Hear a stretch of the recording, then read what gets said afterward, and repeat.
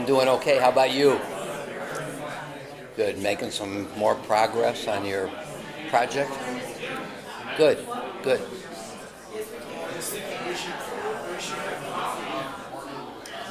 Anytime. I love it.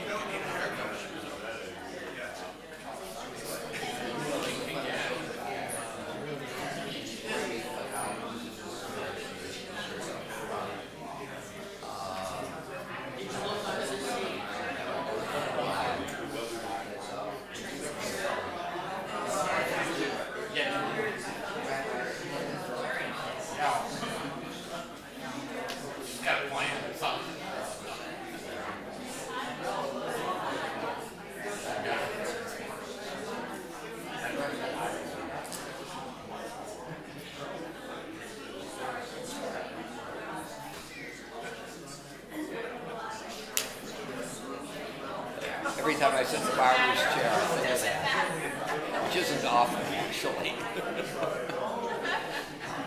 Yeah, give me a text or email, and just give me a couple of dates. And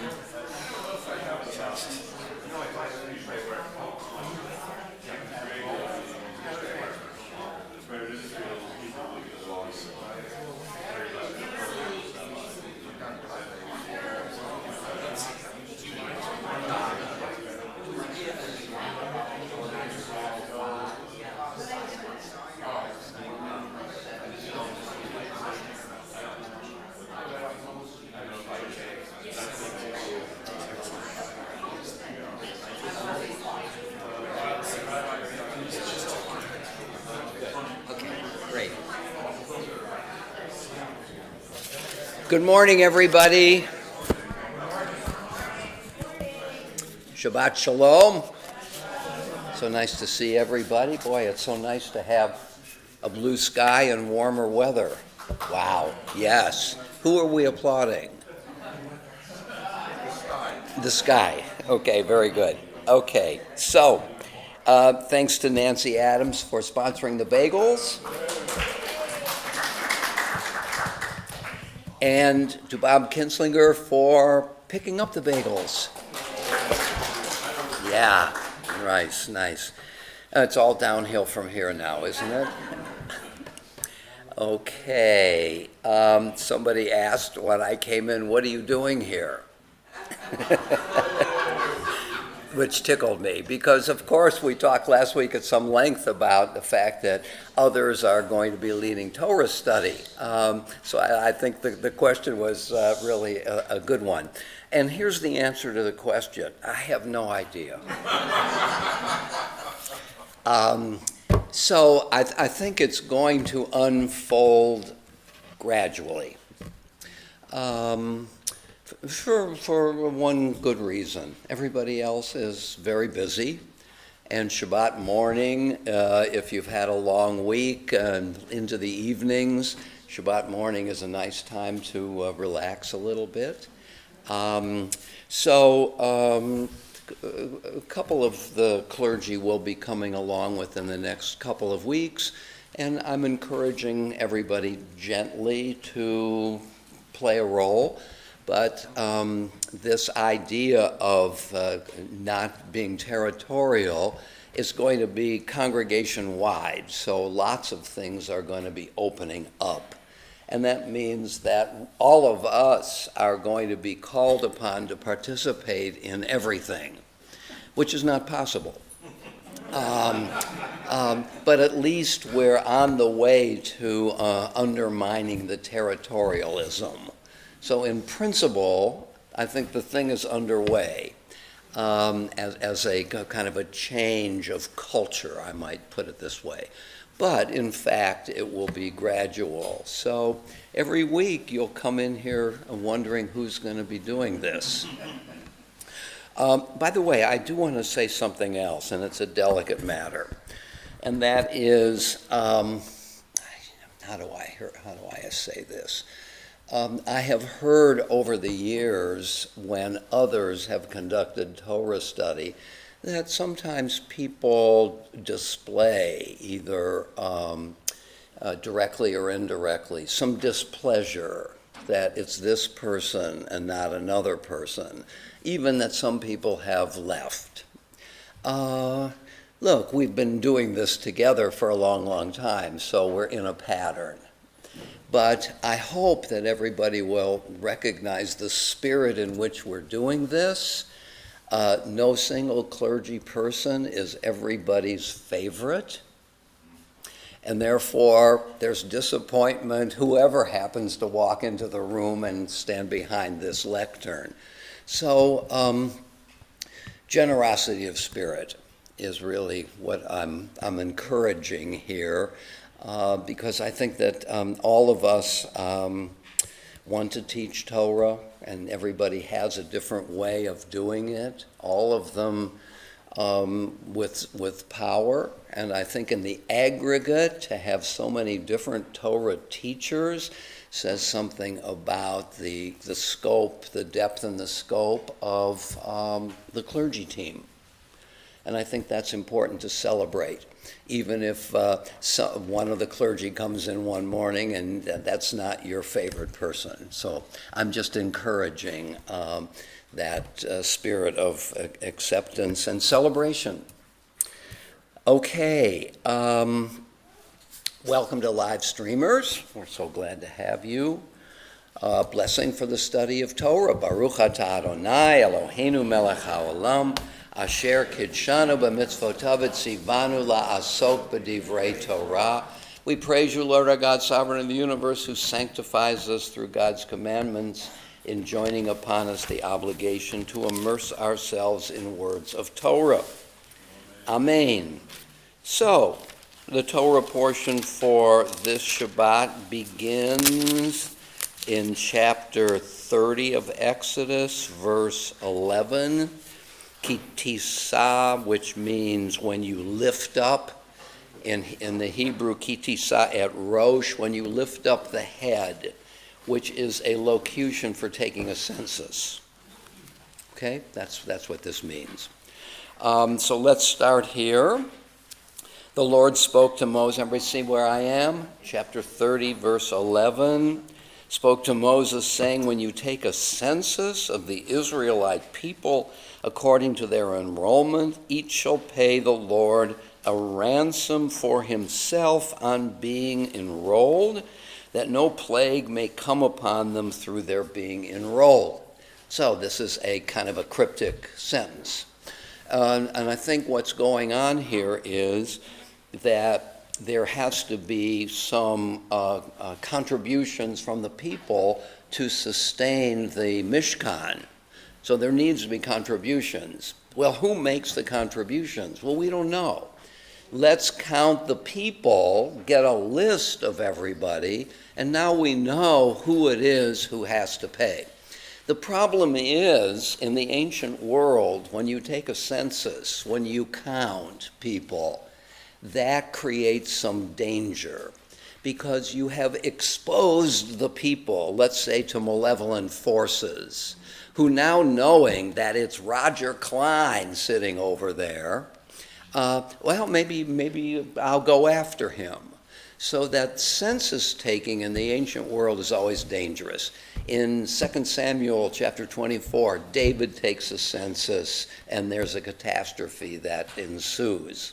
So this represents the conundrum of having to have the roles of the population so you know who is going to be contributing, while also taking a census is dangerous. So the idea here, each shall pay the Lord a ransom.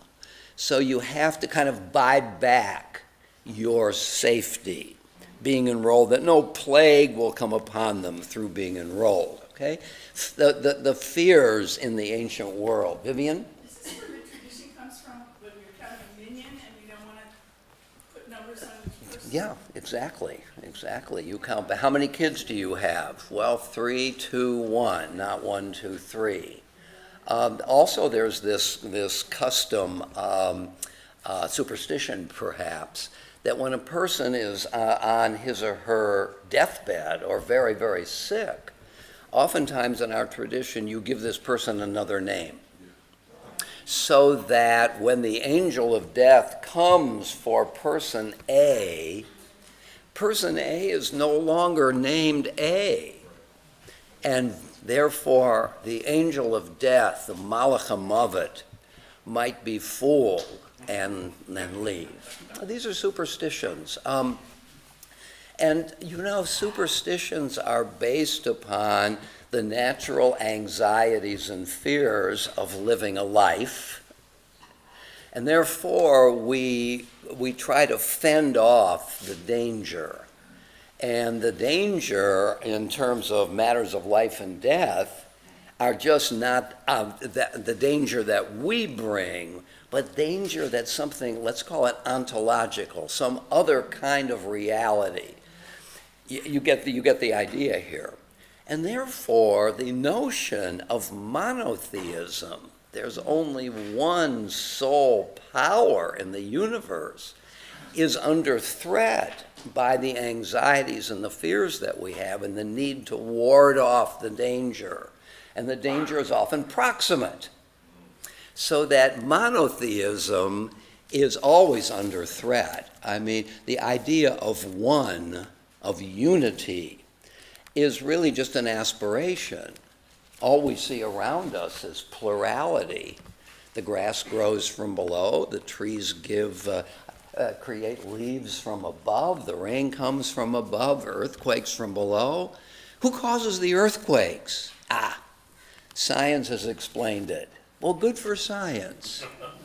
That doesn't really mollify some of the primal fears that we have. Who makes the grass grow? The earth gods. Where does that source of power come from? Some abstraction? No, you have what we call chthonic. Chthonic is from the ground. Chthonic gods and so on. So this is kind of a reversion to some non-orthodox like monotheism. I said that badly. Monotheism, one God, doesn't really accommodate all the fears that we have. And so monotheism in a certain way is an aspiration. The notion of unity, one God, one humanity, one set of laws. I mean, the unity of peoples, the United Nations, talk about the aspiration, is a goal, but it's always a distant goal because plurality is everywhere present. And I think that this gives some evidence for that notion. Okay, so let's go back to verse 13. That is what everyone who is entered in the record shall pay, a half shekel by the sanctuary weight, 20 gerahs to the shekel. A half shekel is an offering to the Lord. You remember earlier the leaders asked for voluntary contributions. The half shekel is not voluntary, it's mandatory. So you have a combination of voluntary and mandatory. If it were all voluntary, a society couldn't really operate. You have to be able to tell people to be part of this society, this community, you have to make some kind of a contribution. Arthur?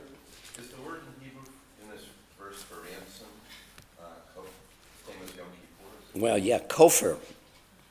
Ish kofar, yeah. So maybe subtraction, maybe a blocking out. Same word for Same word. Mm-hmm. Okay, verse 14. Everyone who is entered in the records from the age of 20 years and up shall give the Lord's offering. The rich shall not pay more, and the poor shall not pay less than half a shekel when giving to the Lord. The Lord's offering as expiation for your persons. That is, because you are now in danger, because your name has been made public.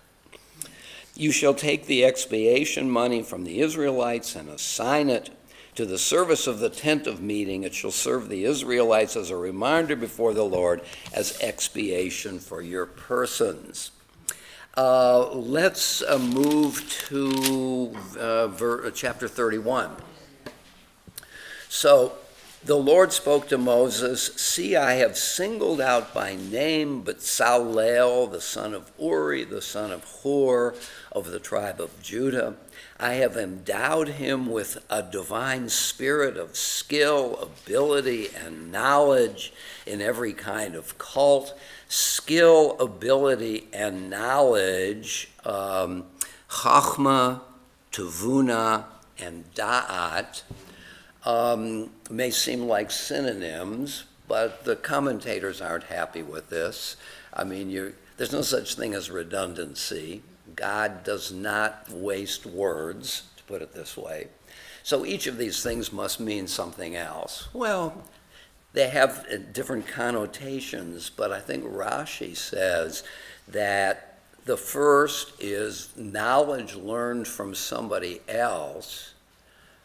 The second is knowledge that one learns from oneself. And the third is revelation that one learns from God. So there's that impulse on behalf of at least Rashi not to see these as mere synonyms, but pointing to different aspects of knowing. In every kind, knowledge and every kind of craft.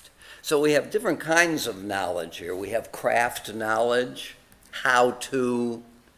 We have theoretical knowledge. What is it that we're doing? So one can see that there are different kinds of attributes that go into being able to make this Mishkan or anything. To make designs for work in gold, silver, and copper, to cut stones for setting, to carve wood, to work in every kind of craft. Moreover, I've assigned to him Oholiab, the son of Achisamach, of the tribe of Dan. And I have also granted skill to all who are skillful, that they may make everything that I have commanded you. The tent of meeting, the ark for the pack, the cover upon it, and all the furnishings of the tent, the table and its utensils, the prime lampstand and all its fittings, the altar of incense. The list goes on. The altar of burnt offering and all its utensils, the laver and its stand. So far 2 individuals have been singled out. Bezalel and Oholiab. It's quite obvious that each of them has to have a group of workmen to be able to help with the building of this. These are just the 2 leaders of it. The verse 10, the service vestments, the sacral vestments of Aaron the priest, the vestments of his sons, for their service as priests, as well as the anointing oil and the aromatic incense for the sanctuary. Just as if I've commanded you, they shall do. And then the topic shifts. And the Lord said to Moses, "Speak to the Israelite people and say, nevertheless, you must keep my Sabbaths." In other words, the nevertheless here is something like, even though I have just told you all the work you are to do, and without further guidance, you might say, well, there's so much to do. Let's get up every morning early and get to it. 7 days a week, 30 days, 31 days a month. Nevertheless, the work has to cease 1 day a week. Speak to the Israelite people and say, nevertheless, you must keep my Sabbaths, for this is a sign between me and you throughout the ages, that you may know that I, the Lord, have consecrated you. You shall keep the Sabbath, and this is the Vashamru, I think I'm right about that. Starting in verse 16, that we sing on Shabbat, Vashamru, B'nai Yisrael, and so on. We're back here in 14. You shall keep the Sabbath, for it is holy for you. He who profanes it shall be put to death. Whoever does work on it, that person shall be cut off from among his kin. And I think the author of the Torah means it. There is is it Leviticus? I failed to check it. A person who goes out and gathers sticks on Shabbat and is killed. So we mean this. 6 days may work be done, but on the seventh day there shall be a Sabbath of complete rest, holy to the Lord. Whoever does work on the Sabbath shall be put to death. The Israelite people shall keep the Sabbath, observing the Sabbath throughout the ages as a covenant for all time. It shall be a sign for all time between me and the people of Israel, for in 6 days the Lord made heaven and earth, and on the seventh day God ceased from work and was refreshed. So two origins here of the Sabbath. One, God rested on the seventh day, and in the spirit of imitation of God, imitatio Dei in Latin, we do what God did. But also it's a commandment, apart from the fact that God did it first. Okay? So, Jim. But this is taking place while they're traveling? This is taking place while they're traveling. Okay, so they have to stop once in a while to do these things. Well, that's right. They have stopped. Well, they haven't left Mount Sinai yet. They're still there. As a matter of fact, they're there until the 10th or 11th chapter of the book of Numbers. So the last half of Exodus, the whole of Leviticus, which is atemporal. There's no temporality in Leviticus. These are eternal laws. The story doesn't move forward. It moves forward again in chapter 10 of Numbers when they finally leave the land. You remember when Moses asked Jethro, come with us. Jethro says no. The implication would be they're quite well organized because they have, you just read, they have some kind of treasury system. Yeah, sure. And now they have the assignment of who does what. Labor. So the implication is a pretty organized society. Right. They're organized by tribe. Right. I'm sorry? So they're organized by tribe. Well, they've got several modes of organization. This is probably, I think in terms of plausibility, probably a retrojection of later organization. But because there are commandments to do this, and evidently they have to some significant degree done it. Okay, so notice what we have here in chapter 31. Verses 1 through 11, building the Mishkan. Verses 12 through 17, Shabbat, or to put it in other terms, space and time. Building something in space, building something in time. Let's call building in space A and building in or something temporal B. If we go, because starting in chapter 32 through 34 is the golden calf incident. So let's just hold on to our place here and go to 35. Chapter 35. Ellen? How do Reform Jews justify the commandment to rest on the Sabbath? How do they justify it? Yeah, not doing. Right. It's an aspiration.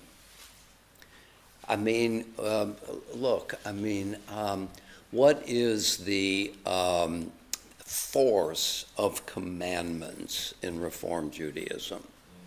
Let's suppose I got up one fine morning and decided, hey, I'm one of the rabbis here. So I'm going to dictate that everybody keeps Shabbat. And I'm going to point to each person and say, you are now responsible for that. Here's the question. To what degree will there be compliance? To what degree will you feel that since one of your rabbis made this imperative, that you must now carry it forward from this time on, or else you have violated something sacred? And my guess is, the rabbi has said it. I'm going to take it seriously. Tomorrow or next week I'm going to do it. I'm going to even try to do it the week after. 4 weeks after, I'll do half a day.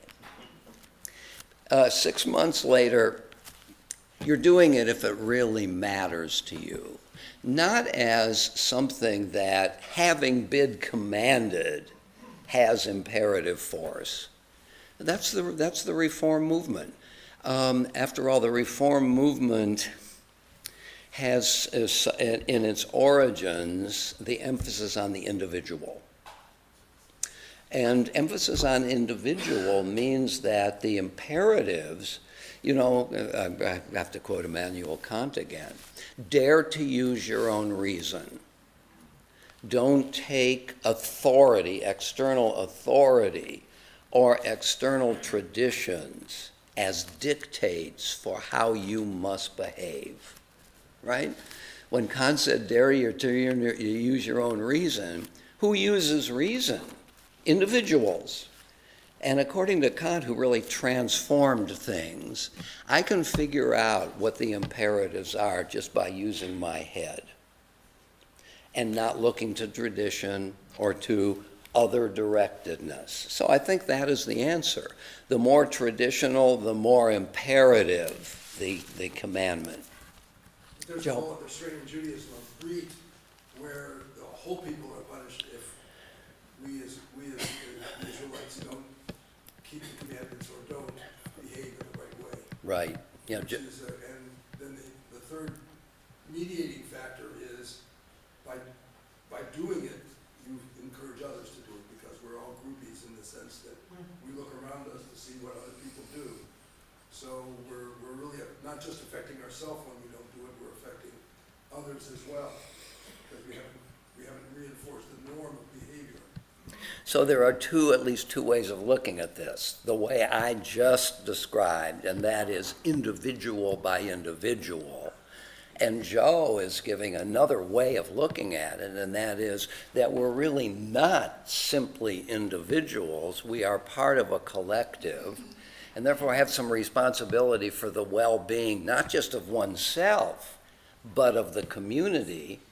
And there are some sanctions, informal or not, of non-compliance, because we are responsible for one another. All Israel is responsible for each other, is another way of looking at it. And if one can create that kind of ethos, that really, if you don't pull your own weight, it's the community that is weakened, to the degree that that can be made to be compelling. And it certainly can't be made compelling just by some dictate from on high. One has to come to feel that, because really there's no punishment other than maybe some informal, somebody goes to somebody else, hey, you're part of the community. And in terms of fundraising, for example, this is a tried and true method, that if X doesn't want to give, but Y does give, and feels that X ought to give, Y goes to X and says, you've got some responsibility to the community. The community does things for you, therefore you must do things for the community. There's a famous, maybe apocryphal example of why, having exhausted all the verbal ways of getting X to give, drives over to X's house one morning and parks in his driveway. And X needs to go to work. And his wife comes out and says, he needs to go to work. I'm not leaving until he makes a pledge. This is the idea of communal responsibility with a vengeance. Okay, very good. Okay, so what we have done here is, in chapter 31, space then time, A then B. In chapter 35, we have, these are the things that the Lord has commanded you to do. On 6 days, work may be done, and so on. First time, Shabbat. And then starting with verse 4, verse 5, take from among you gifts to the Lord, everyone, and so on, silver and gold. We get back now to actually doing the building.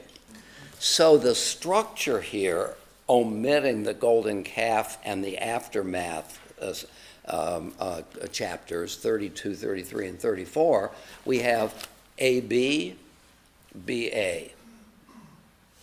Okay, so in chapter 31, the A term is the culmination of several chapters of here's what you ought to do. In chapter 35, we have a little Shabbat, and then we have many, many chapters on actually doing what was planned before. So the golden calf incident comes in between. So the structure of chapters 25 through 40 is A, B, C, B, A. You see that? That's a chiastic structure. And whenever you have a chiastic structure, the middle term stands out as especially significant. Okay? So we have building in space and the creation of sanctity in time that straddle the golden calf incident and the aftermath. So we want to turn now to chapter 32 and see exactly what is so important about this episode. Okay? Chapter 32.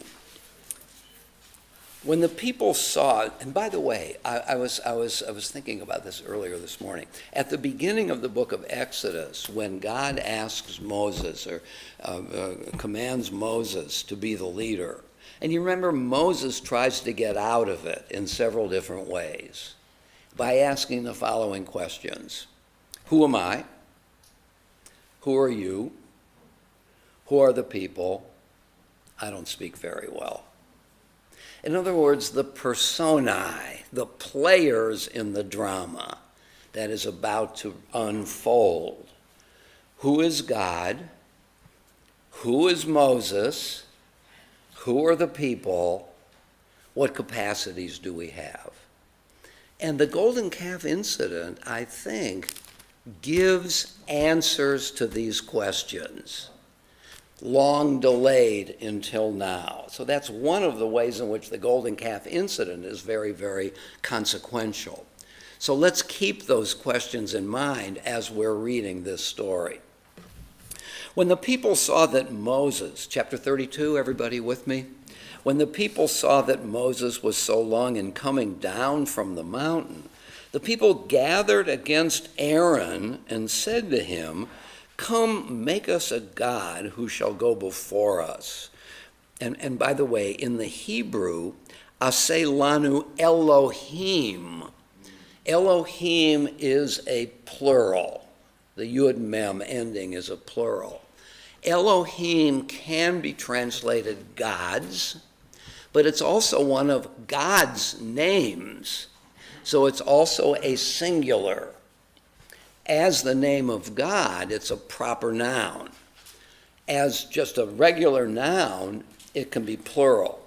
So when it says, "Come, make us a god," there is ambiguity here. Are they polytheists? Make us gods? Or is this, can Aaron, whatever they feel, can Aaron play with that ambiguity and suggest to them that what you're really asking for is that God somehow appear and make this better? Maya? Actually, it continues and it says gods that will. Wait a minute, where are you now? Make us gods. This first sentence Oh. of 32. Okay, So it says 34 or 32? 32. Okay, It says, make us gods that will go in front of us. Mm-hmm, So mm-hmm. it continues, it's not singular, it's plural. It's plural, that's a good point. Aseh lanu Elohim, make for us God, or gods, plural, asher yelchu, which is a plural verb, who will go in front of us. Okay, so that's a very good point. So that the author thinks that Elohim in the hands of the people is plural, gods. Question. Yes, Does the rabbis make much out of why Moses spends so much time on Sinai? Yeah. I mean, it seems literally makes sense. They wouldn't do the golden calf if they weren't desperate that he hasn't come, that he might not come back. But do they go into that? so Margie has asked the question, do the rabbis talk about why Moses is up there so long? I don't remember anything, but my knowledge of that literature is very, very limited, so there may be. One of the Midrashim, though, talks about the people. So if we look at the Hebrew at the very beginning, Vayar ha'am, and the people saw, ki voshesh, that Moses delayed coming down. But voshesh, which is a word in its own right, can be divided into two parts. Ba, shesh. To get ba, you have to add an aleph. But you can unpack that word in that way. So let's read it that way. This is the Midrash. When the people saw that Moses came at 6 o'clock. Now Moses said to the people before he went up, I'm going up, I'm going to come down in 40 days. Well, the inference is that Moses left at 6 o'clock. And 40 days is up at 6. So the 40 days is now over. And it doesn't explain why Moses was there so long, although 40 is one of those numbers of completeness. But what this points to is the people's impatience. At 4:30, gosh, when is Moses going to come down? If it's 5 o'clock. I mean, he's coming back at 6. He promised us at the end of 40 days he'd come back. 5 to 6, 3 to 6, he's not coming back. So that it is a kind of what we might call a poetic understanding of the people's impatience and their inability to make it too much longer without their leader. By the way, who are the people? That's one of the questions Moses asked at the beginning. And we're seeing here a partial answer to that question.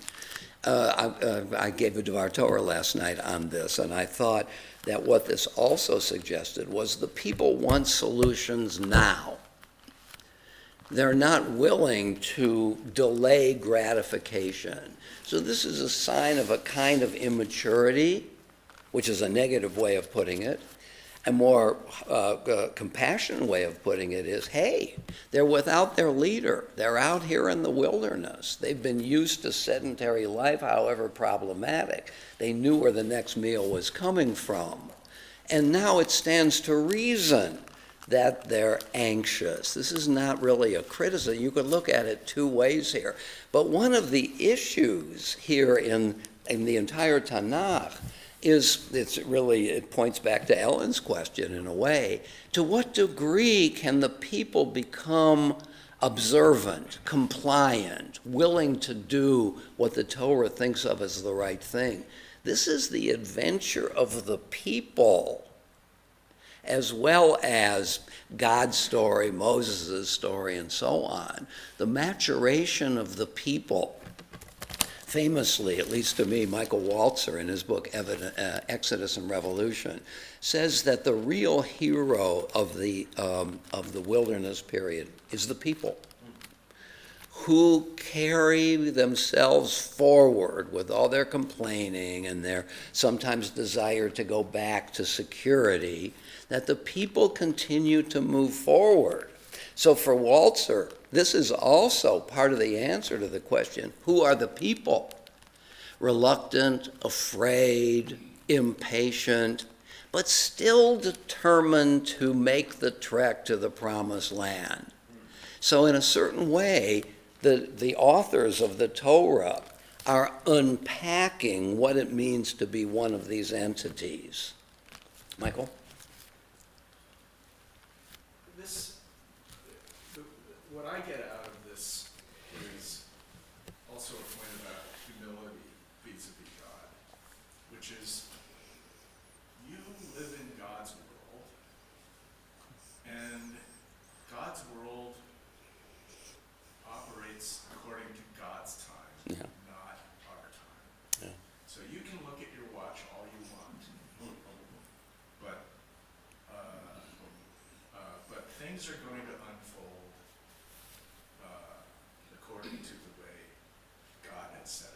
Okay, so, So, you know, sort of obey the borders, so to speak. yeah.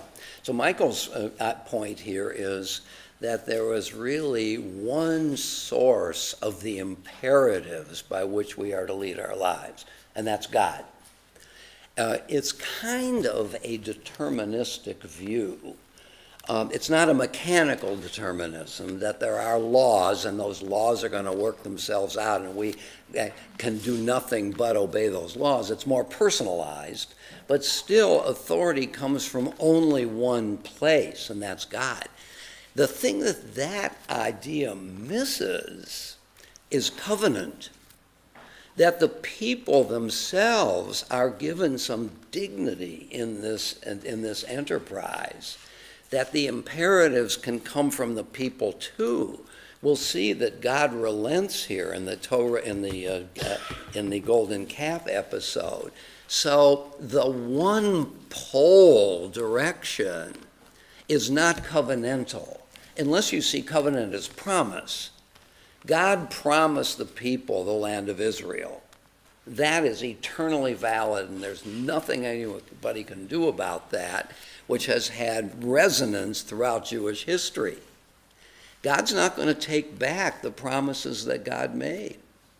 So between the destruction of the temple and in 70 of the Common Era to 1948, traditional Jews who believe in the inviolability of that promise thought for 2 millennia that we're going to get back to the land of Israel. And that's part of the energy behind the religious form of Zionism.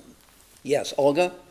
Thank you, Rice. So I do that. Thank you for your fantastic structurizing of this episode in whole Bible, a whole scripture. Yeah. I was, and there is a very interesting point from another religious. When I first opened Quran, which I got 3 nights, by the way, in translation, I was surprised. You know what, with what Quran starts? This second surah is cow. Okay. They start this book with this episode. I couldn't understand why. I see. So I was honestly reading everything till the back. It's very randomly. There is no structure from longer to shorter.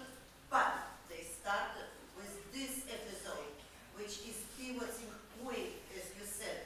And I remember connotation, maybe it was translation because it was Krachkovsky. There are better translation now to Russian from Arabic. But it was very clearly seen how bad were people who were dancing around this golden statue. And if translation is correct, it's not male calf, it's a cow, Oh, boy. female. I Okay. cannot guarantee because I Okay. cannot read Arabic, but Well- it was very strange, and only now, after many years, I got this. Yes, this is central point, and this is why they, look how bad they are. Yep. They got their commands, and now, Good. Thank you so much for that comment. So that in the Quran, we have a similar story which is front-loaded. it's a second one. First, Okay. is greetings, and this is what really opens Quran. Right. Good. Really opens the book. No, I appreciate that. I think that all great traditions are going to have to reckon with both the vulnerabilities and the promises of what it means to be human. Because they're all really, aren't they, about how best to live our lives? This is very a human-centered liturgy, not liturgy, literature. which has God in it. I mean, it has an absolute authority in some way, but God has relinquished some of his authority by giving us free will. And I mean, if we experience in our lives how people misuse their free will, imagine God for eternity has to reckon with the meanderings of God's covenantal partner. When are we going to get it together? Yeah. And by the way, I don't mean to be glib about this. My own view is, it's not a value judgment, that Christianity began to be very impatient with the lack of a final resolution of this dilemma. When are we going to find a way to really have redemption? I think it's the impatience that helped them to see the power of what they believed, that actually God has given his only Son that we may have eternal life. This was a leap into certitude, at least theoretically. The Bible ends with a circle. It doesn't end with an ending. So the Bible really feels that this story is going to continue. Until when? Yeah. Scott? This may be very obvious, and I apologize if it is, but I just noticed this now. This flaw, it seems, is already present in the Israelites, because they don't say, they're not looking for a replacement for God necessarily, they're looking for a replacement for Moses. They say this man brought us out of Egypt. They don't say God brought us out of Egypt. So they've already replaced God with Moses, so maybe this is... It's an interesting point, because this man has a bit of irony to it. And Aaron doesn't say, this is your...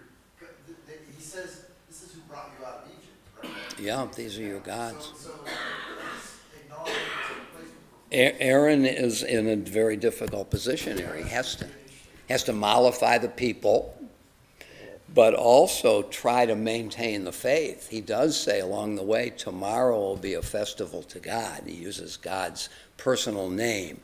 So Aaron can be understood as engaging in delaying tactics until he hopes some resolution will take place before he's a goner. I want to be sure I got... Ivan? Yeah, what strikes me in this episode and a lot of episodes, you've talked in the past, like one of the issues we're always facing is human nature. Yeah. And, the tendency humans have. And sometimes it seems to me that Moses and God do not understand human nature. Mm-hmm. And I guess one of my questions in reading this narrative is, why are Moses and God so surprised that the people act the way they act? Right. It seems to be such a natural reaction. And sometimes I think it's a real flaw on Moses and God's part that they really don't understand human nature.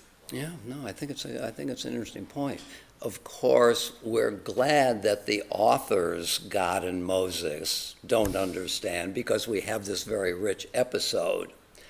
Don't you think the answer to this, small a answer, is something like, to be human can be mapped along a continuum from good to evil, just to put it this way. And we can act at any point along this continuum. We can do the right thing. We can be heroes. We can be exemplary for a long period of time. That's moving toward the good pole. Or we can do awful things.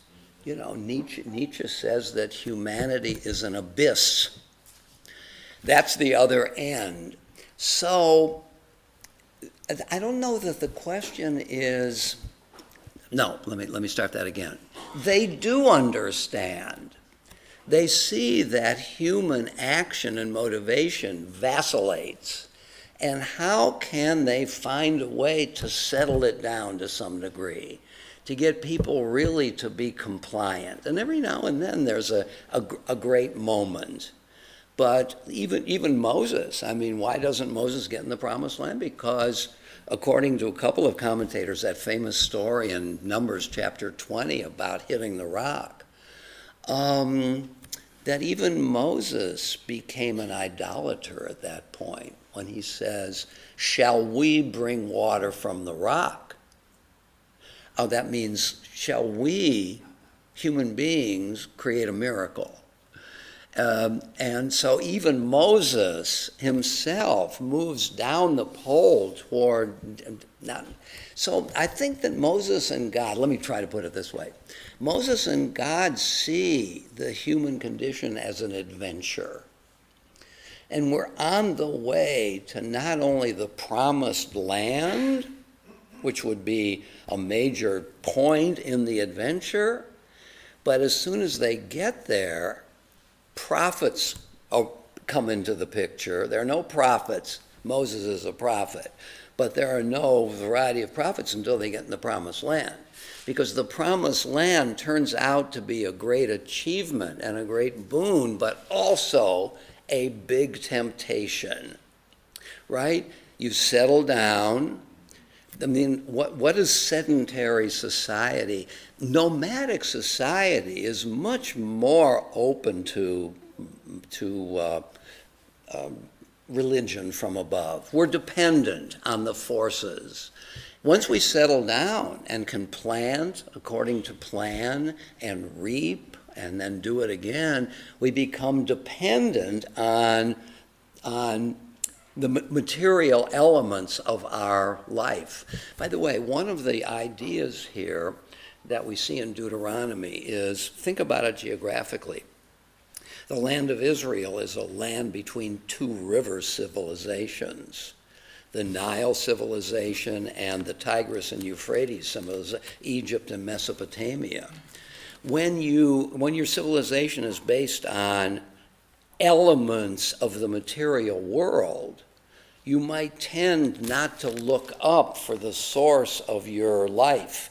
Whereas in its opposite, an arid land, the tendency is to look up for sustenance.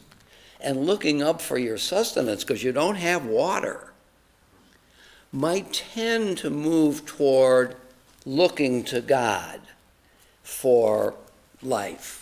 I mean, that's one idea about why this monotheism developed there initially. So, and monotheism is an aspiration, isn't it? So I think this story is just another in the narrative of the education of a recalcitrant people. But it is an adventure, isn't it? They get into the promised land and, hey, we're there. The story's over. Whoops, it's not over. King David, okay, we have it. But we don't have it. The divided kingdom, let's get rid of those guys. And they go into exile. Okay, that serves them right. They built golden calves in the northern kingdom. 150 years later, they're going into exile themselves. What are we going to do in exile? Can we sing the Lord's song in a foreign land? Psalm 137. When they say, can we sing, it's a rhetorical question, the answer to which is no. And they begin to sing. If I forget thee, O Jerusalem, let my tongue cleave to the roof of my mouth. Can I sing? No, but I'm going to sing, even in a foreign land, even in something that I thought was the death knell of our people. We found a way to survive, part of the adventure. So don't you think it's the adventure, and they're both angry and hopeful?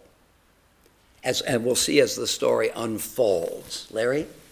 So, is it correct that some of our prayer liturgy, we say that God is perfect? Say that again now. Is it correct that some of our prayer liturgy, we say that God is perfect? Yeah. Okay? Mm-hmm. And we see kind of like these ups and downs throughout history. Yeah. God changes the climate, and, this type of thing. So, is God really perfect? So we say at a funeral, God's deeds are perfect, all his ways are justice. And believe me, every time I read that at an open grave, and especially a tragic death, I don't say this out loud, I say it to myself. How can that be true? As I'm reading the prayer, which is my obligation. I'm here to comfort the people, not to raise theological questions. I think of that, the best I can do so far is to think of this as a counterfactual. This is counter to the way things are. All God's work is, here's the logic of it, all God's work is not justice. What does that imply? Pessimism. Things are not going to go well. And if they're not going to go well, why am I getting up in the morning? Why am I devoting my labors? Not just me. I'm as a supposed person. I've got to be optimistic. I've got to feel that life is rich and good. And so all God's work is justice at the lip of an open grave is both true and false. It's false to this moment, but I must think that it's true in order to live a full and a rich life. So what I like about that is that it does not cast a blind eye to reality. You know, the last thing you want to do when you go into a house of mourning is to say to the mourners, well, this is God's will, he's with God now, and so on. This kind of false comfort. And I don't mean to demean it, because we all want to comfort the mourners, and we don't have anything adequate to say. I don't know about you. I don't know what to say. So I don't try what seems to me, I don't want to use the word phony, comfort. But we do want to comfort. And so to go in and try these things out, we understand it. It's human nature to want to comfort. So, but if we allow ourselves to be dragged into the open grave, not literally, what kind of hope, optimism, buoyancy can we have? So yes, God is perfect. Because perfection is a magnet that draws us forward, even if we're not going to get there. We have to believe in it. I mean, when we read something, we want to understand the book. The goal is to understand the book perfectly. And if I don't want to understand it perfectly, I'm not going to read it as carefully or as successfully as if I think that understanding it perfectly is possible. So it's the idea of possibility. If we let it go, because no, not all God's deeds are perfect. I don't know if that's adequate. That's how I struggle with it a little bit. Joe. So I would suggest there's a more profound reading of this episode. Good. About human nature. The topic's human nature, I think that's right. Mm-hmm. We recall just a few parsons ago where the people couldn't wait to bring everything, even more than was needed. And here they are, and it's a chance to build a golden calf. They can't wait to take the gold off. Yeah. And I think it's the message about human nature is not about us as individuals, but about crowd psychology. Yeah. It seems that whatever's in, we are rushing to give our gold to whatever that is, whether it's building a Mishkan, when we thought it was a wonderful, godly thing, or whether it's building a golden calf. And I think the message, I don't know what the message for protecting ourselves from human nature, but it's scary to think of how human nature comes together. That when the crowd psychology has us do something, we're gonna jump and do it, and we better watch out who's leading. Is it gonna be Aaron, who is weak, and even though later on, I guess we idolize him, but Aaron who's weak and sees the people and just vents to them, and says what they wanna hear. I think there's a lot of lessons about crowd psychology here. No, I think it's an interesting point. Shall I go here? One of Plato's dialogues, which we haven't talked about for a long time, the Gorgias, which is about rhetoric, which is the art of persuasion. And Socrates makes a distinction between a cook and a dietitian, between somebody who wants to flatter our taste with all kinds of sweet things and somebody who is concerned with nutrition. And there are two kinds of rhetoric because both are after persuading the people that this is what you ought to be eating. And Plato's view is that it becomes flattery if we don't have a theory behind it. If all we're trying to do is get the people to like us, this has no value judgments at its core.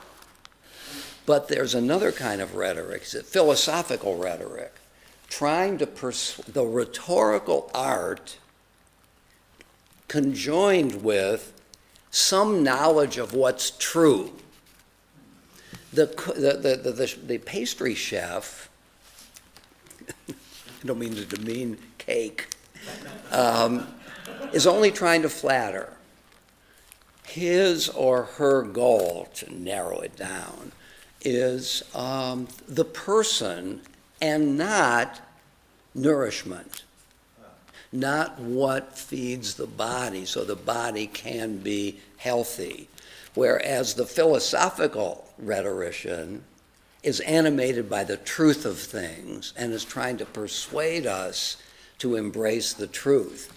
So I think you're right. I mean, Aaron may be a flatterer because, after all, the priest is interested primarily in bringing the people together. He's interested in what moves the people. The priest looking down. The prophet is looking up. And Aaron is going to flatter the people, but Moses wants to bring the people to a higher understanding of human possibility. And in the Gorgias, Plato makes this distinction between two ways of appealing to a vulnerable people. But I think Moses would say that, yes, even though Aaron gets the people, there's no truth or ultimate truth in this. The truth is looking up to our covenant with God. Margie? I think it's also crowd psychology, but it's an obvious fallback to Hathor, who was the most prominent, one of the most prominent gods in Egypt, who was a cow goddess, who was a consort of Ra, the most important god, and they knew that. They knew the same thing. They were very familiar with Hathor worship in ancient Egypt. That's nice.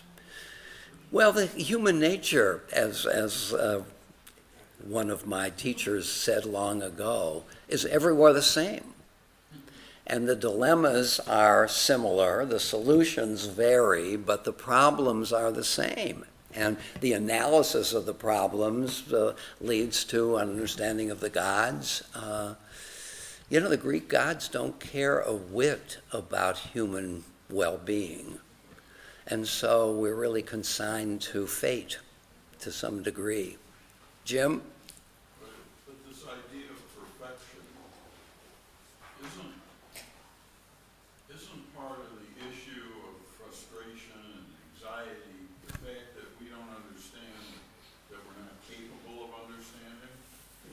Our faculties are quite limited in terms of God and the world.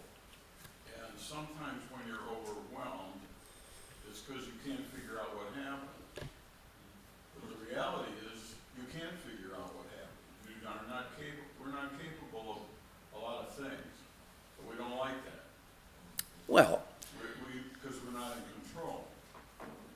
There's a difference between a 330 hitter and a 210 hitter.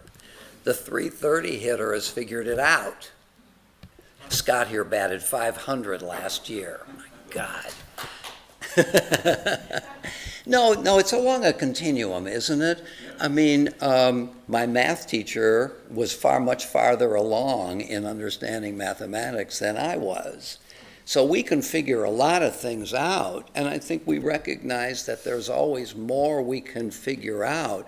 I think Joe would want to add to that. If we do it together, if we develop some sort of collective wisdom, or at least we watch each other a little bit so that the collective can rise high. So the people do get it right from time to time. Moses gets it right. So there is a range, isn't there, of what we can do. Let's go back a little bit. So here we are. Let's start again. 32. When the people saw that Moses was so long in coming down the mountain, the people gathered against Aaron and said to him, "Come, make us a god," translated singularly here, "who shall go before us. For that man Moses, who brought us out of the land of Egypt, we don't know what has happened to him." The people are anxious, they're expectant, they're sad. Aaron said to them, "Take off the gold rings that are on the ears of your wives, your sons, your daughters, bring them to me." And all the people took off the gold rings that were in their ears and brought them to Aaron. And this he took from them and cast in a mold and made it into a molten calf. And they exclaimed, "This is your God, O Israel, who brought you out of the land of Egypt." One scholar makes a comparison between the ark in the Mishkan and this platform on which a golden calf sits. You remember in the ark, in the Mishkan, which is in the Holy of Holies, we have the ark itself, and the Ten Commandments are in there. And then there is a platform, and the platform is attached to the ark, and these two cheruvim, these hybrid figures, are part of the platform, and their wings overspread, one here, to carve out a space where God comes down and talks to Moses. Okay? Here we have a platform with something gold that one can understand as a way in which they're looking for an appearance of the God. Namely, the calf may not represent a God, but may represent the possibility of communication. Okay, so this is your God, verse 5. When Aaron saw this, he built an altar before it, and Aaron announced, "Tomorrow shall be a festival to the Lord." Verse 5, Vayomer Chag Ladonai, not Elohim. Chag Ladonai Machar. So this is another aspect of Aaron. He's mollifying the people. He's playing for time, hoping that Moses will come back. But he expects that we'll really be worshiping our God tomorrow. If only Moses will come back and everything will work out. Early the next day, this is not Moses' view of Aaron, by the way. Later on in the story, Moses is good and angry at Aaron for doing this. And then Aaron says in self-defense, later in the story, "You know, the people gave me their rings, we melted it down, I threw it into something, and out came this God. What the heck did I know about this?" So Aaron exposes some guilt that he's feeling later in the story. So verse 6. Early the next day, the people offered up burnt offerings and brought sacrifices of well-being. They sat down to eat and drink. Then they arose to dance, litzachek, which means to laugh or to celebrate, maybe to have an orgy. Some of you know Schoenberg's great modern opera, Moses and Aaron. Anybody know Moses and Aaron? Oh, you should listen to it. Maida knows it. And Schoenberg in that opera has an orgy scene. He sees it as an orgy where the people are really going wild. Yeah. Schoenberg, by the way, this is a very autobiographical opera. Schoenberg sees the people as totally benighted. They cannot understand something so amazing as atonal music. So Schoenberg sees himself as a kind of Moses figure who can't be, he's bringing a new revelation and the people are resisting it. Okay, it's well worth listening to, but it's a hard opera to listen to until you get it a little bit. Vivian? It's okay. I think maybe a reference back to what, Ishmael. And Isaac. yes. Right, they were sporting with one another, and then this is why Sarah wants to separate them. Yeah. So there's this laughter, derisive laughter, and there's also this laughter of celebration. So Isaac, whose name comes from laughter, and its different connotations, Isaac is not as complex a figure as his name is. All right, let's go on. So, scene 1, up there on the mountain between Moses and God. Here comes, I guess we're continuing with it. The Lord, verse 7, spoke to Moses, "Hurry down, for your people who you brought out of the land of Egypt have acted basely." So we have a partial answer to the question, who is God? God, in a way, is flighty here. He says, hurry down for your people, whom you brought up out of the land of Egypt.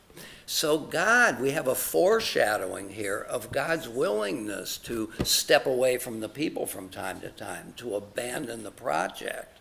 And this leads Moses from time to time to appeal to God, as he's going to do right here. So, who are you? God is, in this sense, a personified super being who has the same emotions as we do, though he's the master of the universe. This is the personal God. This is not Aristotle's God of an idea or an entity that exists very remotely as sort of the conclusion of an argument. This is a very different God. And I love it. Don't you love it? That God here is seen as one of the actors involved in this drama and trying to figure it out too. Hurry down, for your people who you brought out of the land of Egypt have acted basely. They've been quick to turn aside from the way that I enjoined upon them. They have made themselves a molten calf and bowed low to it and sacrificed it, saying, "This is your God, O Israel, who brought you out of the land of Egypt." Okay?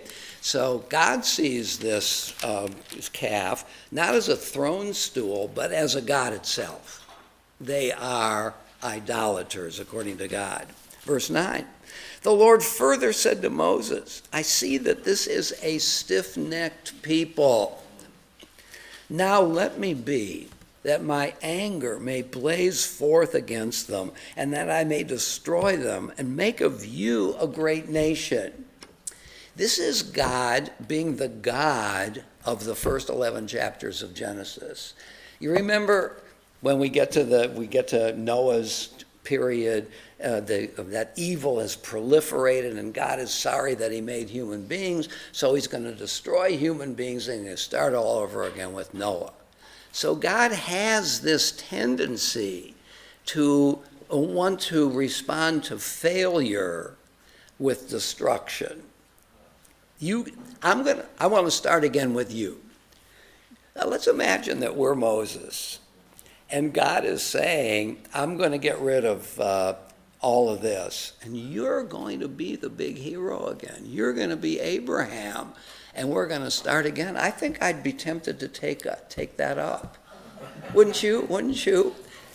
So let me be that my anger may blaze forth against them, that I may destroy them and make of you a great nation.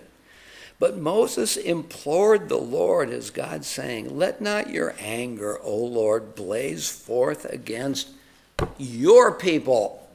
See, that's just not let not your anger blaze forth against your people. That's not how this sounds. You said it was my people. Now I'm reminding you, this is your people who you brought.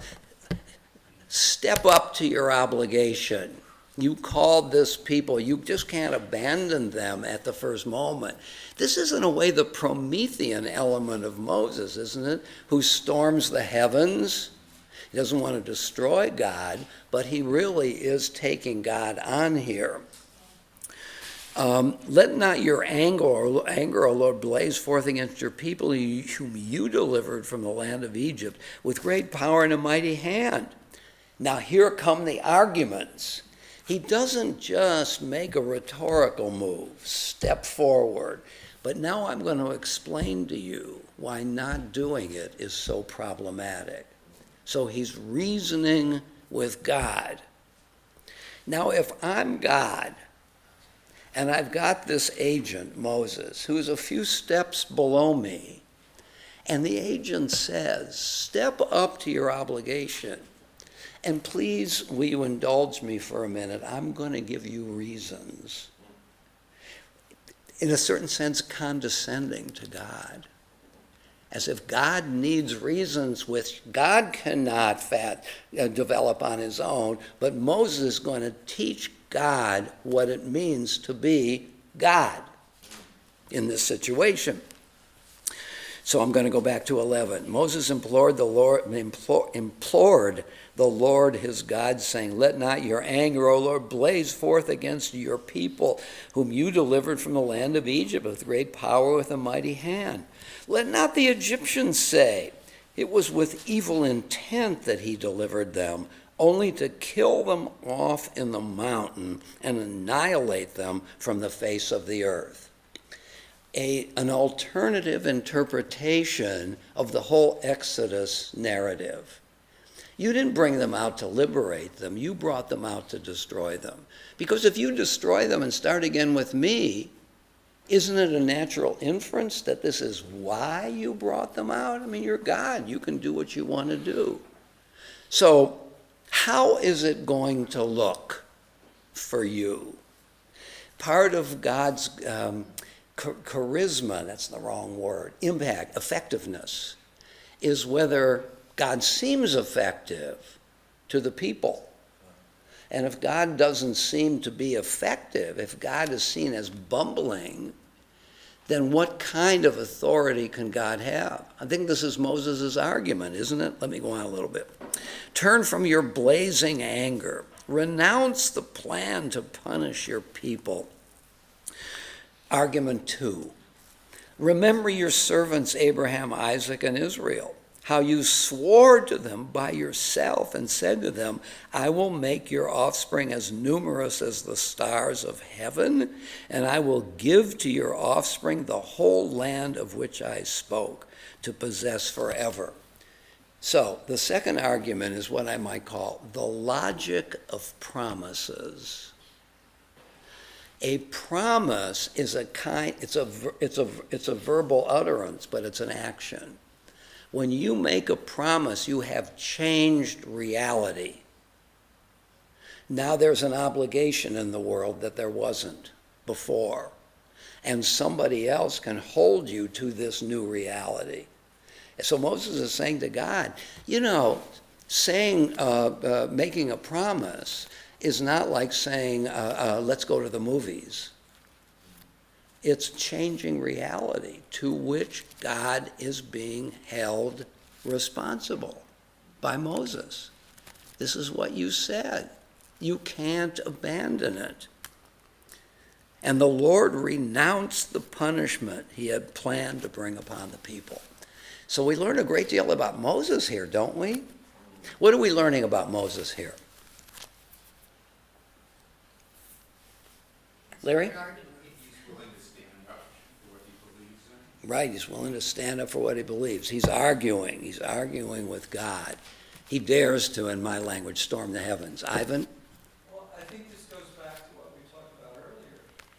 He's telling God what God doesn't understand. Yeah, And he's telling God, if you made a promise, you have to keep it. yeah. And maybe that's educating for helping God understand humans better? Yeah. What do you think God's view, how is God feeling at this point? We have two questions on the table now.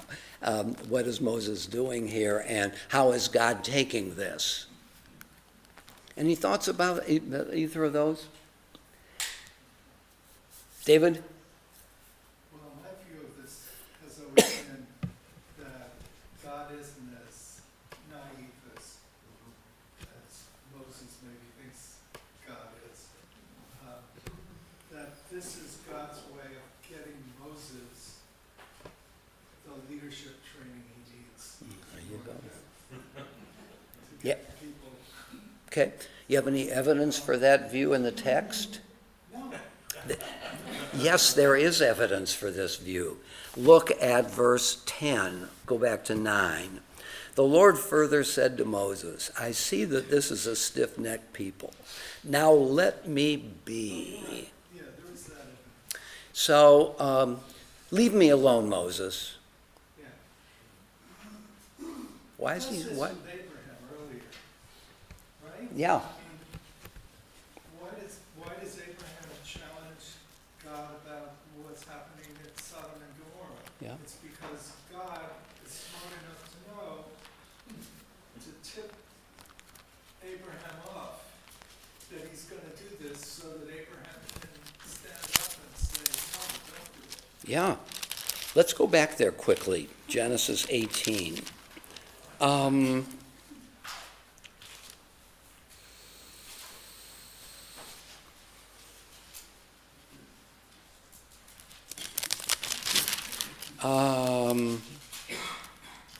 Wait a minute now. Oh, I see. Chapter 18 of Genesis, verse. What's that? What verse?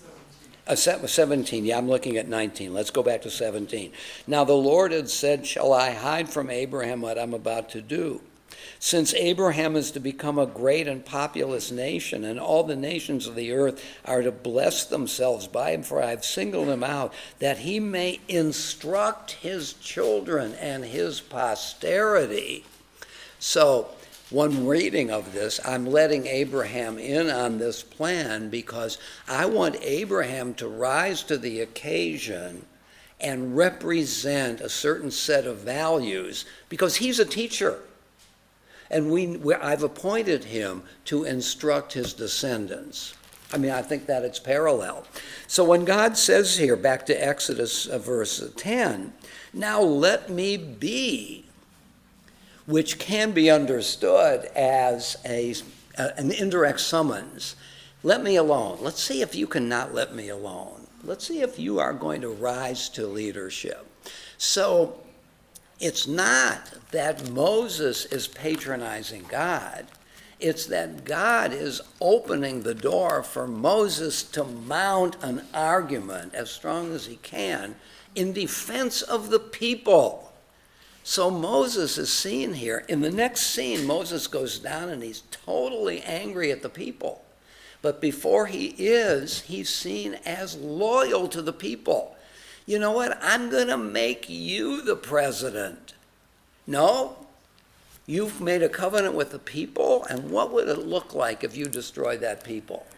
So less than being the big leader, Moses is seen as caring about the dignity, the future of the people. So we've learned something about God, too, that God is something of an educator as well. But it's one thing to tell the people what the truth is, and different to have them figure it out on their own. If I can figure it out on my own, I have it. If somebody tells me, well, it's in the air, but I haven't yet. It's the difference between passive reading and active reading. Passive reading is, I read the stuff. I understood it. Active reading is, can I repeat it once I put the book down? And Moses is being asked to express his loyalty to a people who have caused a lot of problems for him. Lynn? Then he rises to that test, or to that occasion that God leads him into. Yeah. And yet, doesn't get into the promised land. getting into the promised land is never a full guarantee. You can blow it.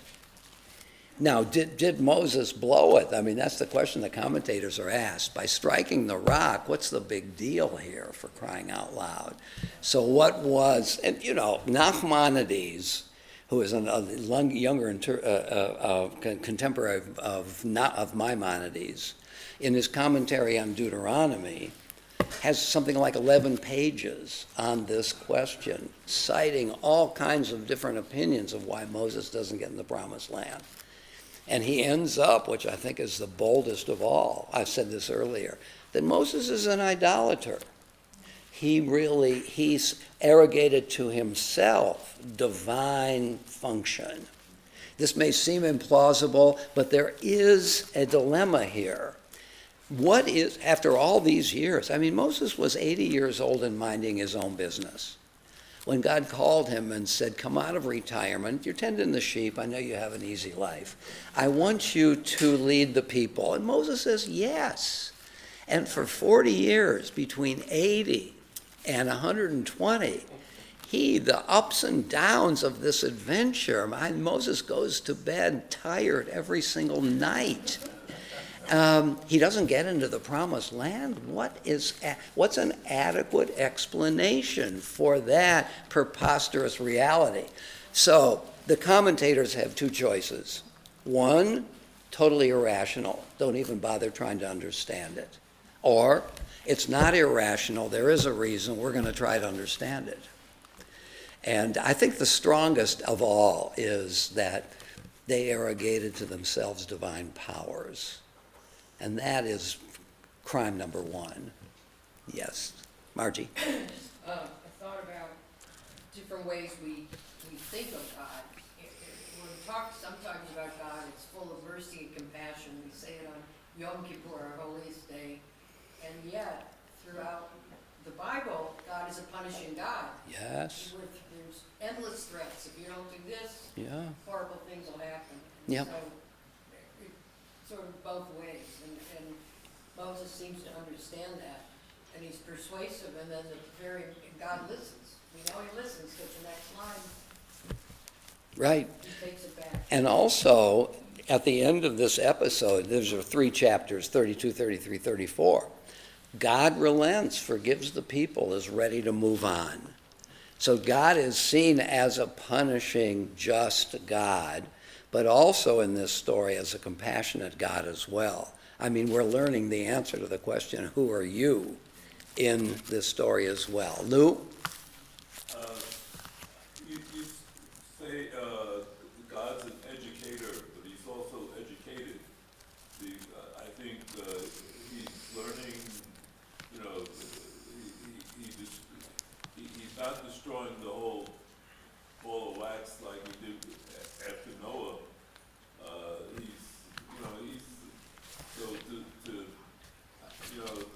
In many ways, I think the Torah is the story of God's learning.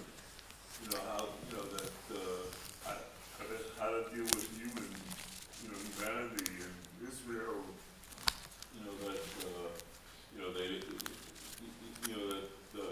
It's not all or nothing. Good for you. And it takes a long time to learn this. You know, there's this wonderful book by Jack Miles, God, a biography, where he tells the story, just what Lou has said, the story of God's development throughout this adventure.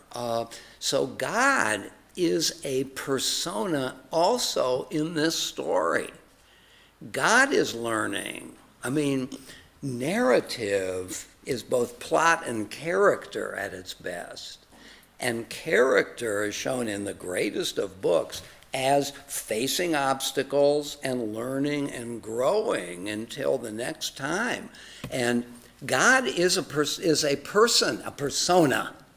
In this story, I like Lou's point that who is God, Moses asked at the beginning.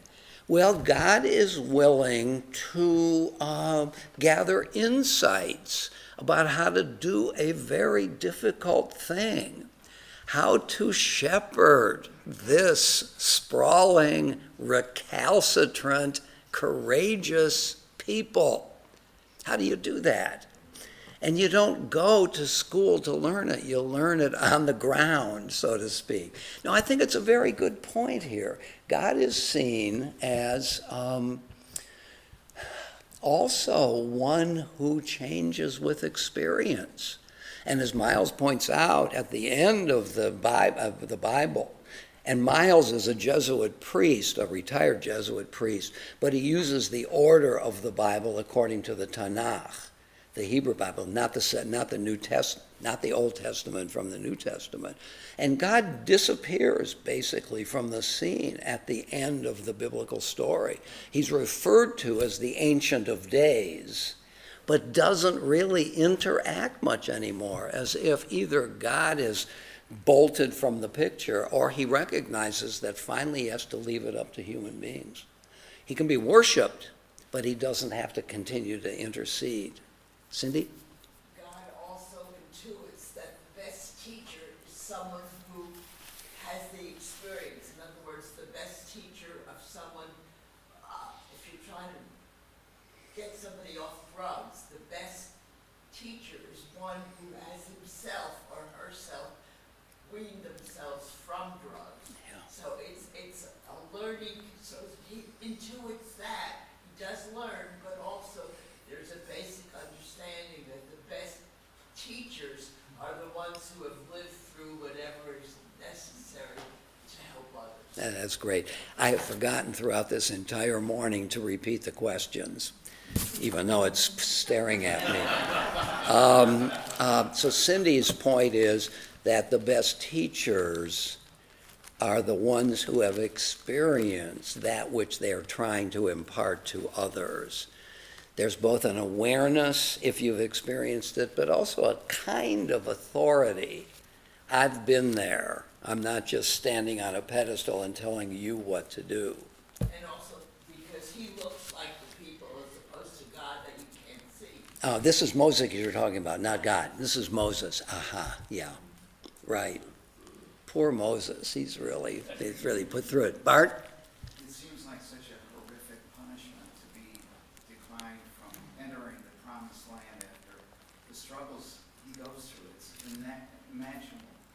Is there any commentary as to what his reaction was when he learns that he won? So Bart is asking that, the question based upon how horrific it is for a guy who has devoted his life to this not to get the climactic moment. And of course, there's plenty of midrashim about it. One midrash has Moses arguing with God, which he is able to do right from here, and he says to God, let me go into the promised land as Joshua's assistant. I want to get in there. You promised. And God says, all right, try it out. So the next morning, Moses and Joshua, now Joshua is in the lead and Moses is assistant, go to the tent of meeting. You remember back, is it later or earlier, where Moses and Joshua do go to the tent of, it's a little bit later. And Moses goes in to talk to God and Joshua stays outside. So now they're trying the reverse. This is the midrash. And when they get to the tent of meeting, Joshua says to Moses, I'm going to go in and talk to God. You stay outside. And Moses says, I don't know that I can handle that after all of this. So that attempt. Another attempt is, let me go in as an animal. I just want to get into the promised land. And God says no. So Moses is represented in the midrash as arguing with God. Kafka says in one of his little notes that Moses doesn't fail to get into the promised land because he sinned. That's just a ruse. ultimately he fails to get into the promised land because we all die before we have completed our tasks. So this has got existential truth. If there's something that would be too unusual about finally having, because it's unlike us. So here the Midrash is making Moses into a person like us with the kinds of moves we would make. Emily Dickinson has a wonderful poem about Moses. I think the last line is something like, what's the noun here? My something bleeds for thee. My justice, very good, excellent. My justice bleeds for thee. Yeah, you know that poem. Old man on Mount Nebo, my justice pleads for thee. It's a very poignant poem. Yeah, it's a real tragedy, isn't it? Yeah. But look what the commentators have made of it. Something that has powerful resonance. Candy. I think God is trying to teach us that it's not about the destination, it's about the journey. Yeah. I didn't make that up. I'm trying to wonder if that is true. I'm going to be playing tennis a little later today. If I get walloped on the court, I will console myself by saying it's not the score, it's the playing. And when I tell myself that, I'm going to say, who are you trying to kid? Yeah, I mean, if it's a journey, it's going somewhere. If I'm wandering around, okay, it's the journey. But the journey is purposeful, isn't it? So I'm not entirely buying it. I want to be sure. Very good. Ellen? I think God learned in the Garden of Eden when Eve ate the apple. That was his edict. Well, the fact that, I mean, it's one thing to recognize that you're being disobeyed. It's another to learn something from it. I mean, maybe God learned that these people can fight back at me, but I don't know that he comes to accept that or even engages them in some conversation the way he does Moses. Sorry? Sets limits. That's for sure. That's for sure. I mean, the question here, that's for sure. God sets limits, right? God can punish. God is a just God. We'll see as God's also compassionate. But the question is God a more dynamic player in this drama than just one who... Well, eventually, but I think that's a learning point. Oh, it's also learning. Oh, yeah.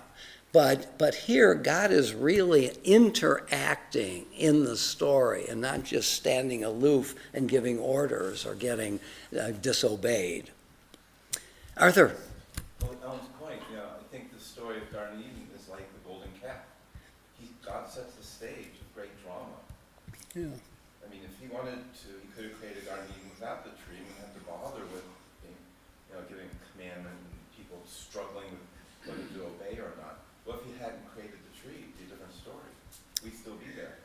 So I think there's something deep about these stories, Garden of Eden, golden calf, of powerful narrative that creation contains within it struggle And resistance. Purpose. You can't reach purpose easily, but you have to.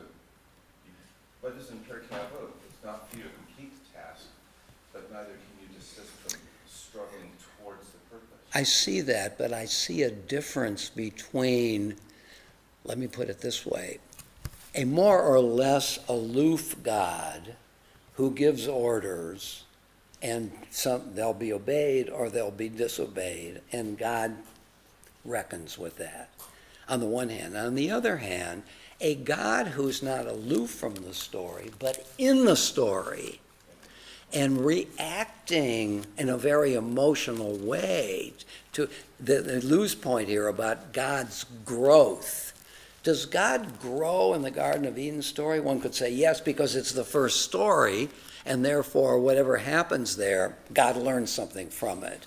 But what God learns is he can be resisted. Not, I wonder why because Eve doesn't have a chance to argue back with him the way Moses does, and invited to do so by God's self. God invited Moses, this point here that David made, please resist me if you have the courage to do so. It says that to Abraham too. I'm going to let him in on it, and let's see what he has to say about it, because he's a teacher, and I want him to be able to do this. Joe?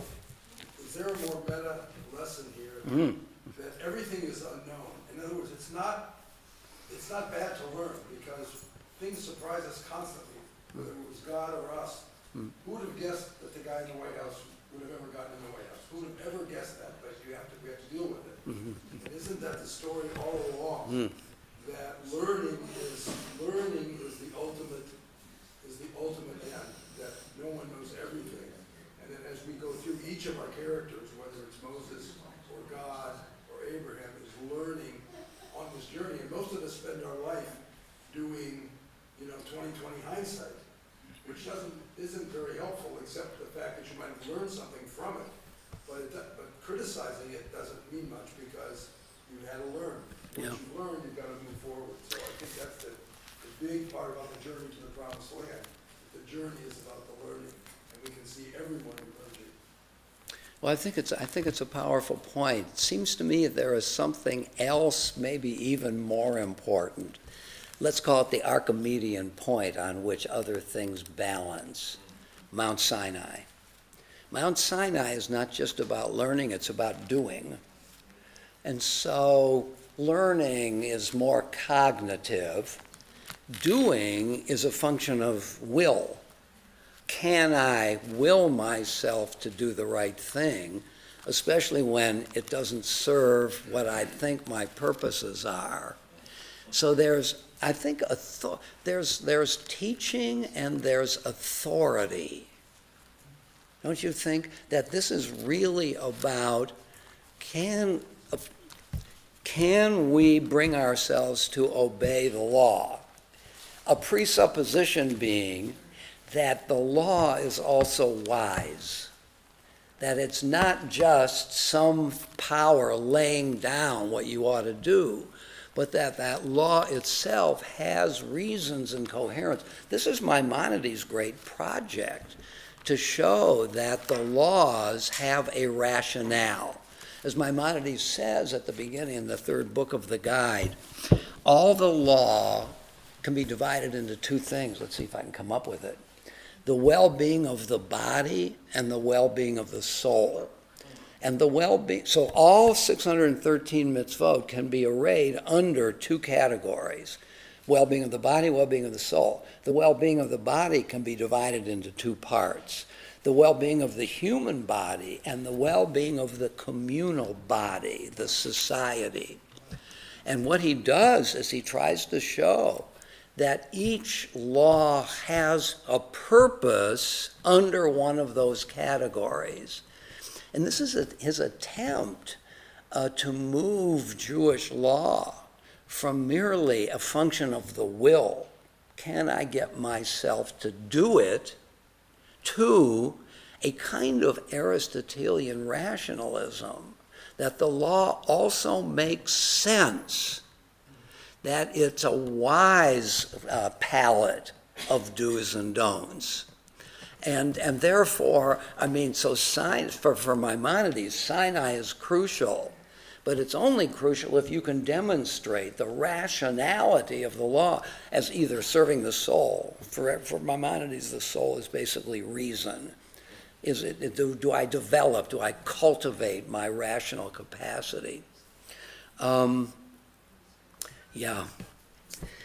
So, where the heck are we? Cindy. I think a key thing in the wording, God says to Moses, your people, Moses says to God, your people, the same two words. There you go. So that both have to be Yeah, both have to acknowledge that it's my people, but both have to be taught by somebody else in a crisis moment that they're your people. It's not easy to embrace it because this is crisis. That's another interesting point. One of the things we learn here is how to manage crisis and maybe mutual teaching. Lynn?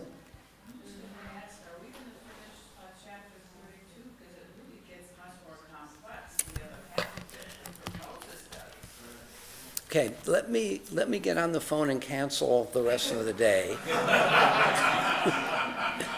All right. Here we are. There are two alternatives here. One to go on and the other not. I appreciate what you're saying, but yeah, gosh, it's getting a little late. So I think we've got a little bit of a covenant with one another. Next time we're going to do it. Okay, so we've got a new, next week is another portion. We're going to ignore that. Okay, but you're so right. This is packed, especially over and against what I pointed out at the beginning, that this is another way of answering the question Moses asks God. Who are you? Who am I? Who are the people? And all of that is being explored here.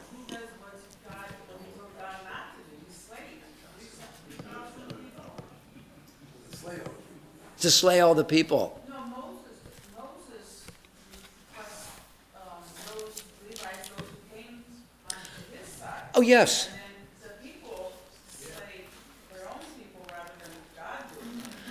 Yeah, no question. There is justice here. It's Moses' justice, it's God's justice. But as the story unfolds, chapter 32 is just the first of 3 chapters in this narrative. And we'll see the narrative then moves toward compassion and the renewal of the covenant and so on. So it moves from crisis to some resolution. The resolution is, what's the half-life of a biblical resolution? Now, a couple of chapters at most. All right, Shabbat Shalom. The argument for detail not many of the folk have any real meaning, but a few do, and you do all the others just to practice, just to put yourself in up for anything. I look at my Orthodox grandparents who really keep the mitzvot, and they're still naive at 16 years old. But I think they see themselves as bound. They'll do the big things right, even though the little things that they do right, like are irrelevant, but it gives them structure. That's one argument for Well, and the argument here that you're describing is based on the primacy of will, whereas Maimonides is based on the primacy of reason. This is like Atomic Habits is the big new book. It's out and it says you stack your habits. In other words, you get in all these habits and one leads to the next. So, if you want to work out, when you put the toothpaste tube away, that's the time you put on your gym shorts. Because the first habit leads to the second habit. And they call it habit stacking. Are you a baseball guy? I know you are. Well, I love it. I don't know it like you do. So Ichiro Suzuki is in the Hall of Fame. He's one of 2 guys who missed the unanimous by 1 vote. Somebody once said about Suzuki, he created his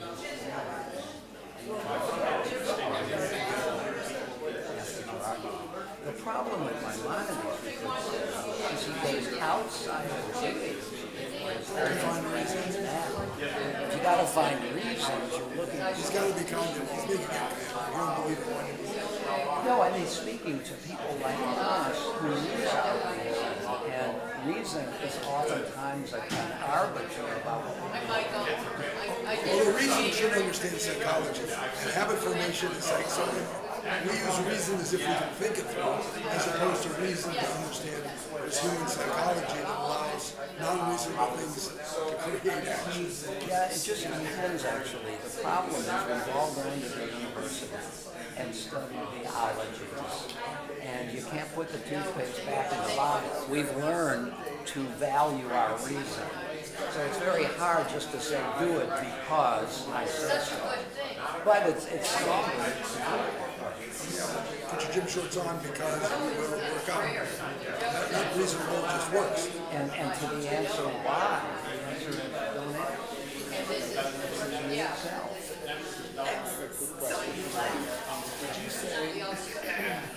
We'll see you later. Parallel to where God is teaching us by saying that first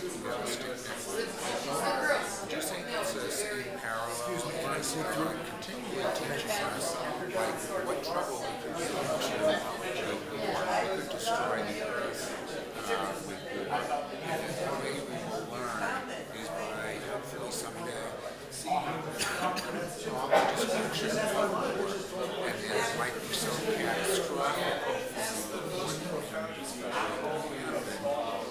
Say, this is ridiculous. We have to, we are separate people who get along together and actually do their own thing.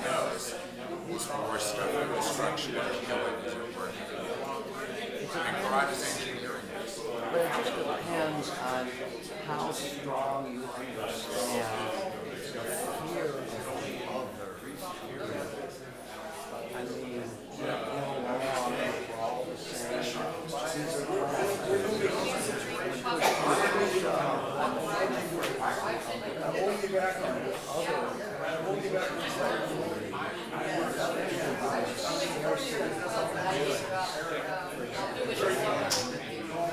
if I'm growing and I need more land, get along go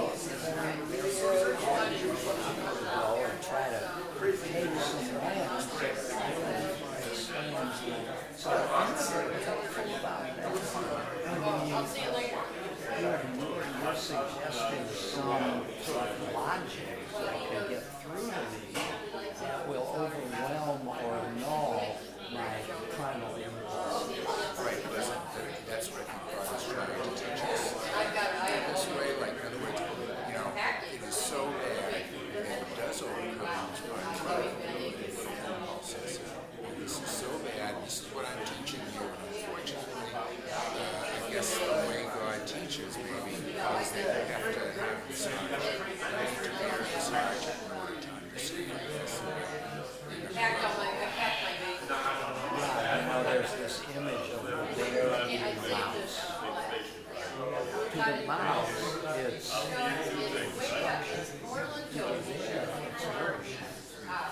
so when you destroy, when trouble destroy Iran's going to be destroyed, the hope, his hope is that America will be stronger. But what lesson has been learned that might encourage us not to do this? I'm not very convinced about it. I think we try our best. To me, the whole answer to this problem is economic flourishing. If everybody has enough, it's not accidental that they flourish in years ago. It was 1945 to 1965. Post-World War II, the engine of the economy were booming. People were moving to the suburbs. The car, all as a function of economic boom. I think the answer to doesn't feel green,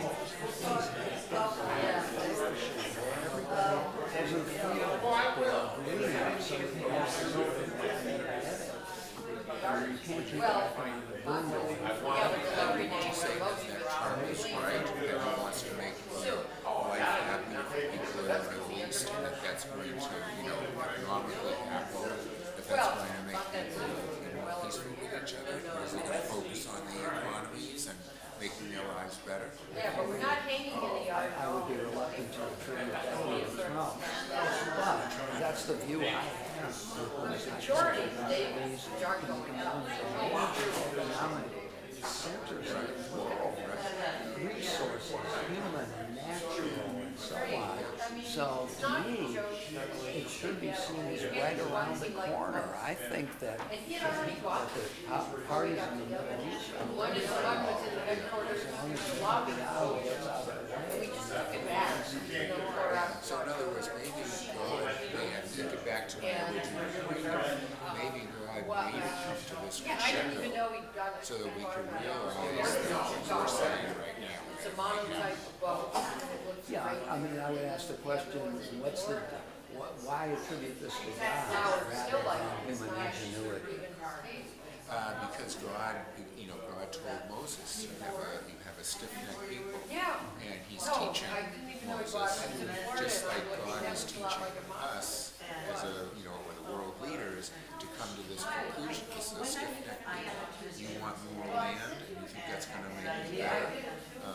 Whereas there's another alternative. See, I think God's I role, was actually frankly, valued, I don't know what is happened, in people watching creating the tour, but I am capacities in us all kinds of that we can stories. actualize to make the world better. I don't see God as an actor in the world as much as creating ears for me to hear, eyes to see, hands to put my arms around. That's what God is in creating them. But he did that with Moses, though. He gave Moses that capacity to deal with these people. Right. Over But and God over. is also seen, and I think your articulation is that God is pushing us in a particular direction. Yeah. I don't see that. I see. It's a different Interesting. view. It's an interesting I'm not saying that I'm right about it. Yeah. To me, the world, whether it's created or not, is full of possibility. And I don't create possibility. And so there you can have a kind of creation narrative without a creator. But it is a blessing. And then my obligation is to bring to realization all that's possible. That's one of the things I like about this class as we get into this deep stuff. Yeah, very It good. really helps me in my daily life. Thank you. You're welcome. That's from Thank you Prince so much. I Contemporary. will be very short. I promise. First of all, thank you for the lesson.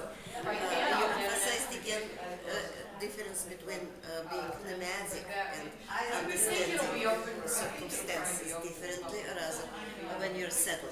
But what I want to ask Rabbi,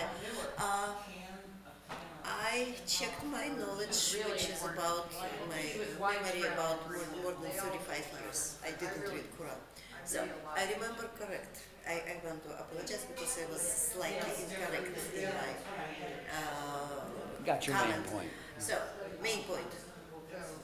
Start the Quran with yes, female cow and talking about noisy bad.